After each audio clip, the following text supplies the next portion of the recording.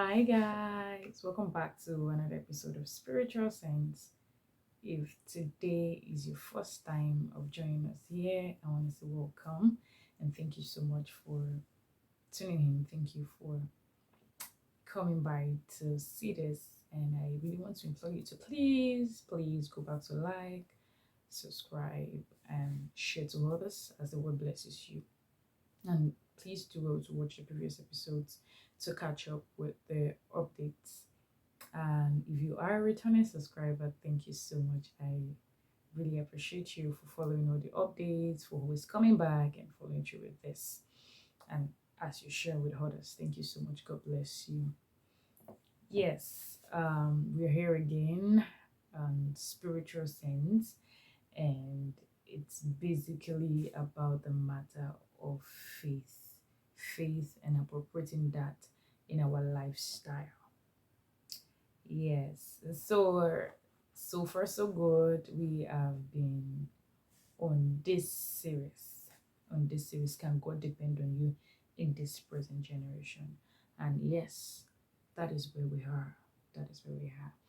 I really do want to um just emphasize all of the things that we have been talking about and taking it further. Last week we talked about the um, heart of the Father. What exactly was in the mind of the Father when he was showing this Rechabite family to the people of Israel? What was in the heart, in the mind of God, asking Prophet Jeremiah to go and invite these people over into the house of God to drink wine? And then that is something that we should ponder about, that what exactly is God saying about you? And that was a question I left us with last week. What is God saying about you? And that's where I want to pick it. What is God saying about you? Not about religiosity, not about how many activities or where they know you and all of those things. But beyond that, what is God saying about you? Not just about me.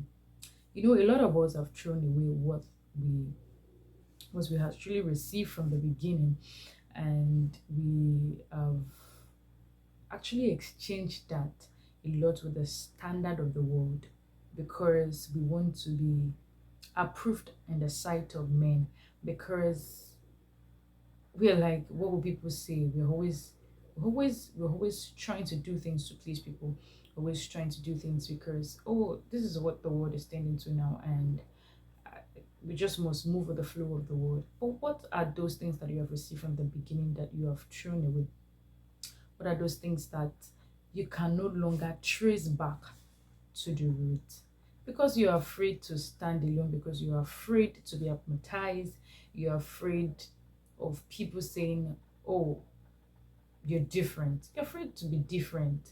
You're afraid to really show people the example of Christ, that exemplary life, that way that believers were seen in the beginning, and they were given that name Christian.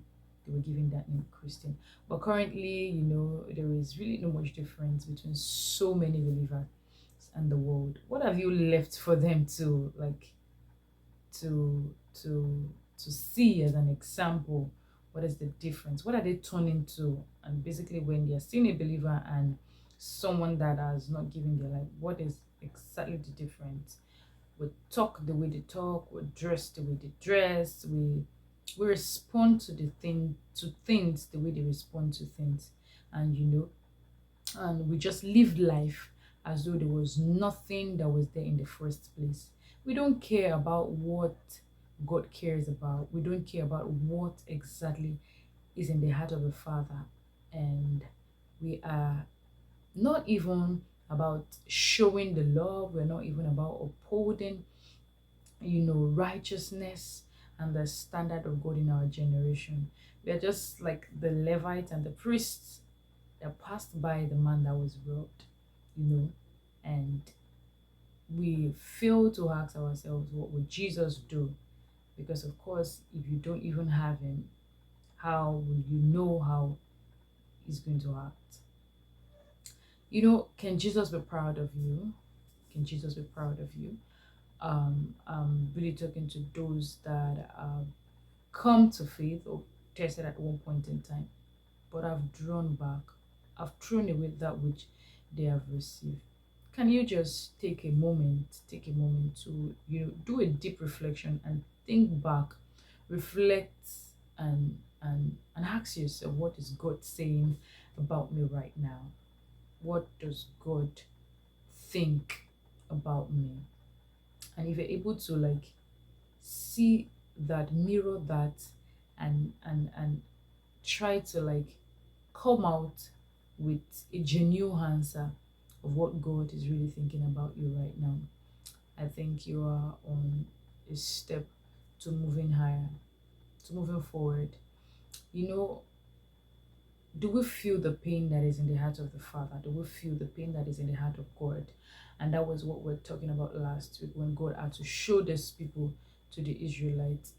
Do we care and ask ourselves, what is that yardstick of God? What is that standard of God? What is the foundation? What is the foundation? What really is the basis of truth? What do you stand for? Are you just sitting on the fence? Or is there something that you're standing for? If you don't stand for something, remember that you can fall for anything. I encourage you to please stay and ruminate on this word, thinking as you go, what is God thinking about me? What? Who exactly does God think I am? And I pray that the Holy Spirit will minister unto us. Until next episode again, do well to stay alive, keep believing, keep growing. Shalom.